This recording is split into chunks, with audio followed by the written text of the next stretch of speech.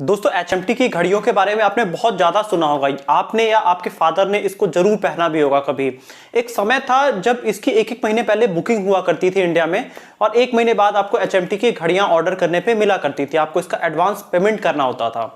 तो इसकी कहानी कुछ ऐसी शुरू होती है कि इंडिया के इंडिपेंडेंस के बाद जब 1947 में इंडिया आज़ाद हुआ, तो हमारे प्राइम मिनिस्टर जवाहरलाल नेहरू जी ने एक बड़ा सपना देखा था वहाँ पे कि इंडिया बहुत सारी चीज़ों में समृद्ध हो।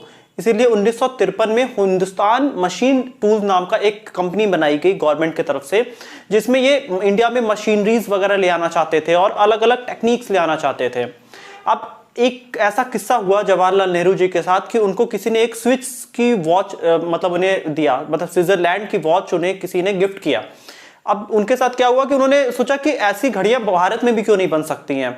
उन्होंने वहां पे एक सपना देखा कि भारत में भी लोगों को टाइम का महत्व पता चले, मतलब लोग हाथ में अगर घड़ी पहनेंगे तो उन्हें टाइम की इंपॉर्टेंस पता चलेगी। अब इसके बाद इन्होंने 1962 में इंडिया में एचएमटी को बोला कि आप वॉचेस की मैन्युफैक्चरिंग शुरू करिए, एक जापान की कंपनी के साथ मिलके। जापान के सिटीजन वॉच कंपनी के साथ मिलकर एचएमटी ने घड़ियां बनाना शुरू किया और भारत में पहली हाथ में पहनने वाली घड़ियां बननी शुरू हो चुकी थी। डिजाइन्स वगैरह कुछ बाहर के देशों के कंपनियों से कॉपी करके इंडिया में बहुत बड़ी डिमांड पैदा हो गई इसकी, क्योंकि उस समय इंडिया में घड़ियां नहीं चला करती थी। सब विदेशी कंपनियों की घड़ी हुआ करती थी जो कि काफी महंगी थी। अब ये इंडियन घड़ी आ गई थी। एचएमटी ने शुरुआत से अपनी मार्केटिंग करी थी कि ये हमारे लिए प्राइड का सब्जेक्ट है, मतलब अगर एचएमटी की घड़ियां पहनते हैं तो आप इंडिया का प्रोडक्ट पहन रहे हैं, हमारे लिए बहुत प्राइड की बात है। और इसी तरह से एचएमटी इंडिया में चलना शुरू हो गई थी। शुरुआत में बहुत इसकी प्री बुकिंग होने लगी, नई नई मूवीज में बड़े एक्टर्स इसको पहना करते थे ताकि इंडिया में इसकी डिमांड क्रिएट हो। जब ये पहली वॉच बनी थी तो इसका इनॉग्रेशन जो किया था वो पंडित जवाहरलाल नेहरू जी ने ही किया था, पहली घड़ी पहन के। और इसके बाद रातों रात एचएमटी इंडिया का करीब करीब 80-90% मार्केट कैप्चर कर चुकी थी। इसके बाद एचएमटी ने कई सारे अपने प्लांट्स इंडिया में लगाए जहां पे इनकी मैन्युफैक्चरिंग चालू हो गई थी। बैंगलोर में मैन्युफैक्चरिंग कर रहे थे, श्रीनगर में मैन्युफैक्चरिंग कर रहे थे। गवर्नमेंट ने कई जगह इसकी फैक्ट्रीज लगाई ताकि इसका मैन्युफैक्चरिंग बढ़ाया जा सके। एचएमटी ने करीब 10 करोड़ घड़ियां इंडिया में बेची। ये बहुत बड़ा एक नंबर कहा जा सकता है दोस्तों। यहाँ पे कंपनी ने बाद में और टाइप की वॉचेस बनाने लगे, मतलब जो दीवार की घड़ियां होती हैं जिसे फ्लोरल क्लॉक्स बोलते हैं, और उसके वॉल क्लॉक्स होती हैं, सोलर क्लॉक्स, ये कई टाइप की घड़ियां इन्होंने मैन्युफैक्चर करना शुरू कर दिया।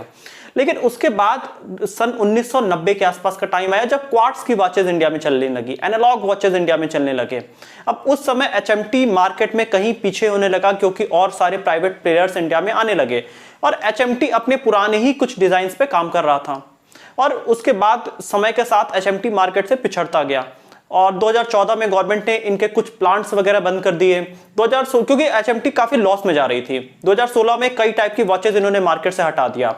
तो बात यह हुआ कि एक समय में इस कंपनी ने 10 करोड़ से ज्यादा वॉचेस सेल किया और आज ये कंपनी बहुत छोटी सी कंपनी एक बन के रह गई है। टाइटन वगैरह ने तो पूरा मार्केट एक्वायर कर रखा है। बहुत टाइप की कंपनियां इस समय इंडिया में हैं जो कि बहुत सस्ती सस्ती वॉचेस बना रही हैं। लेकिन एक समय में इंडिया में दहेज में भी एचएमटी की घड़ियां दी जाती थी और बहुत शान की बात होती थी हर भारतीय के लिए अगर उसने एचएमटी की घड़ी पहनी है। लेकिन आज की डेट में कोई एचएमटी की घड़ी नहीं पहनता है। इसके पीछे कई सारे दोस्तों रीजंस हैं जो कि अगर आप भी अपने बिजनेस में अप्लाई करेंगे तो आप भी अपने आप को फेल होने से बचा सकते हैं, क्योंकि एचएमटी ने कुछ ऐसी गलतियां करी जिसकी वजह से आज की डेट में मार्केट में उस लेवल पे एग्जिस्ट एकदम नहीं करता है। तो आइए शुरू से समझते हैं कि क्या क्या गलतियां एचएमटी ने यहां पे करी। दोस्तों जो सबसे इंपॉर्टेंट इनका रीजन था एचएमटी के फेल होने का मार्केट में, वो ये था कि एचएमटी अपनी कुछ बेसिक डिजाइन्स के साथ ही मार्केट में चल रही थी। मतलब जब ये शुरू में एचएमटी की घड़ियां इंडिया में आई तो इन्होंने हांगकांग और मिडिल ईस्ट के कुछ कंट्रीज से कुछ डिजाइन्स वगैरह कॉपी किया था और उस समय इंडिया में ये सब डिजाइन बिल्कुल नए थे तो इंडिया में काफी चला। बाद में जब टाइटन इस मार्केट में आया तो टाइटन बहुत सारे नए डिजाइन्स लेके आया, लेकिन एचएमटी अपने पुराने बेसिक डिजाइन्स के ही साथ मार्केट में चल रहा था। तो कंपनी ने यहाँ पे इनोवेशन नहीं किया। अगर आप इनोवेट नहीं करते हैं तो आप समय के साथ पुराने हो जाते हैं। यही एचएमटी के साथ भी हुआ। तो बहुत बड़ा एक जो सबसे इंपॉर्टेंट रीजन यही था कि एचएमटी अपने आप को समय के साथ इनोवेट नहीं कर पाया। अलग अलग नई टाइप की स्पोर्ट्स वॉचेज और बाकी सब मार्केट में आ गई थी, लेकिन एचएमटी वही पुरानी घड़ियां बना रहा था। यही सबसे इंपॉर्टेंट रीजन है दोस्तों इनके मार्केट में आज के डेट में बहुत कम होने का। दोस्तों अगला जो बहुत इंपॉर्टेंट रीजन है इनके मार्केट में फेल होने का, वो है कि टेक्नोलॉजी को इन्होंने समय के साथ अडॉप्ट नहीं किया। ये बहुत समय तक मैकेनिकल वॉचेस ही बनाते रहे, लेकिन मार्केट में पकड़ बना ली थी एनालॉग वॉचेस ने, क्वार्ट्ज वॉचेस ने। अब समय के साथ ये अपने आप को टेक्नोलॉजिकली अपडेट नहीं कर पाए। अब ये मार्केट में काफी पहले से थे, ये चाहते तो अपने आप को ज्यादा बेहतर तरीके से अपने आप को मार्केट के हिसाब से अडॉप्ट कर सकते थे, लेकिन वो इन्होंने नहीं किया। और ये एक बहुत बड़ा रीजन बना दोस्तों कि ये मार्केट में आज की डेट में एग्जिस्ट नहीं करते हैं बहुत बड़े लेवल पे। अगर आप भी अपने बिजनेस में नई टेक्नोलॉजीज के साथ अपडेट नहीं होंगे तो आप भी आज मार्केट के अगर लीडर भी हैं तो कल आप मार्केट से बाहर हो जाएंगे, जैसा कि एचएमटी के साथ हुआ।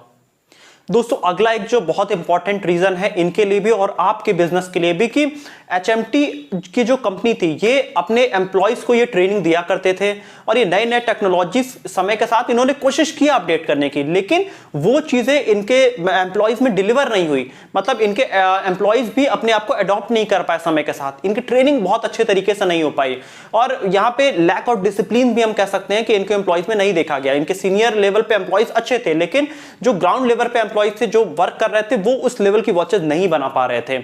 ये भी एक बहुत इंपॉर्टेंट रीजन है। तो अगर आपके एम्प्लॉयज हैं तो आप अगर कोई भी ट्रेनिंग देते हैं तो आपको ये चेकआउट करना है कि क्या वो आपके लास्ट एम्प्लॉय तक वो मैसेज अच्छे से डिलीवर हुआ, क्या उसने वो चीजें समझी और उसने वो चेंजेस लेके आए।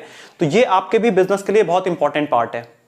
दोस्तों अगला जो बड़ा रीजन है कि इन्होंने अपने पैकेजिंग पे ध्यान नहीं दिया। मतलब इन्होंने वॉचेस पे तो काम किया, लेकिन इन्होंने अपनी पैकेजिंग बड़ी सिंपल सी रखी और आज की डेट में आप वॉचेस देखेंगे बहुत अच्छे से केसेस में पैक किए जाते हैं वॉचेस। मतलब देखिए आज के समय में कोई भी कंपनी अपनी पैकेजिंग पे बहुत ध्यान देती है कि कस्टमर को अच्छा फील हो। वॉच तो हर कंपनी देती है, लेकिन अच्छे फील के साथ आपको देना है। तो एचएमटी ने अपने पैकेजिंग पे बहुत अच्छा काम नहीं किया, ये ओल्ड पैकेजिंग के साथ ही मार्केट में चल रहे थे। और आज की डेट में पैकेजिंग एक बड़ा काफी रीजन होता है कंपनियों का मार्केट में चलने का। या तो आपका प्रोडक्ट काफी आउटस्टैंडिंग हो कि आपको पैकेजिंग की कोई जरूरत ही ना पड़े, लेकिन अगर आपके साथ मार्केट में कई कंपटीटर्स हैं आप ही के जैसा प्रोडक्ट बना रहे हैं तो आपको अपनी पैकेजिंग बेटर करनी पड़ेगी, जो कि एचएमटी ने समय के साथ नहीं किया। अगला दोस्तों एक बहुत इंपॉर्टेंट रीजन है कि इन्होंने अपना कॉस्ट कंट्रोल नहीं किया। बाकी कंपनी सस्ती वॉचेस मार्केट में लेके आ रही थी, लेकिन ये महंगे वॉचेस मार्केट के साथ लेके आ रहे थे। ये अब समय के साथ ये हुआ कि इनको बड़े बड़े लॉसेज होने लगे। साल 2012-13 का अगर इनका लॉस देखें तो करीब 242 करोड़ का इनको लॉस हुआ, क्योंकि इन्होंने अपने कॉस्ट नहीं कट किया। ये पुराने ही टेक्निक से चल रहे थे, नई टेक्नोलॉजी में कॉस्ट रिड्यूस हो गया, बट टेक्नोलॉजी इन्होंने अपडेट नहीं किया तो कॉस्टिंग इनकी हमेशा से हाई रही और वॉचेस की क्वालिटी भी वो नहीं थी, तो लोगों ने ज्यादा वॉचेस खरीदा नहीं और ओवरऑल इन्हें लॉसेज होने लगे। दोस्तों अगला एक जो इंपॉर्टेंट रीजन है, इन्होंने अलग अलग सेक्शंस पे बहुत ज्यादा टारगेट नहीं किया। जैसे कि आप अगर टाइटन वगैरह को देखेंगे तो ये वुमेन्स को भी टारगेट करते हैं, ये स्पोर्ट्स वियर भी बनाते हैं, ये अलग अलग टाइप की घड़ियां बनाते हैं।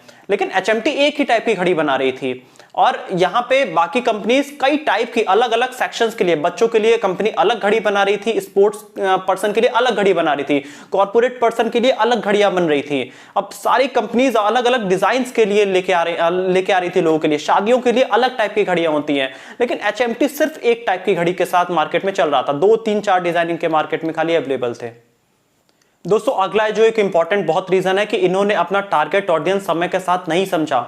मतलब आज की डेट में जो एवरेज एज है घड़ियां खरीदने वालों की वो 22-23 साल है, लेकिन एचएमटी 35-40 साल वालों को ही उस समय टारगेट कर रही थी, क्योंकि इंडिया में पहले जब लोगों की थोड़ी 30 के बाद की एज हुआ करती थी तब लोग घड़ियां अफोर्ड कर पाते थे और एचएमटी अपनी उस समय की मार्केटिंग ऐसे ही किया करती थी। उस समय जो फिल्म स्टार्स वगैरह होते थे वो ऐसी घड़ियां पहनते थे, लेकिन टाइम के साथ न्यू एज यंगस्टर्स ज्यादा वॉचेस पहनने लगे, लेकिन एचएमटी इस चीज को रिकॉग्नाइज नहीं कर पाया। तो ये भी एक बड़ा रीजन था, जहां टाइटन वगैरह समय के साथ अपने आप को तुरंत अडॉप्ट कर गए। उन्हें समझ में आ गया था कि अब 20-22 की एज वाले घड़ियां ज्यादा पहन रहे हैं, तो इन्होंने उस सेक्शन को टारगेट नहीं किया और यहीं पे एचएमटी मार्केट से पीछे हो गई।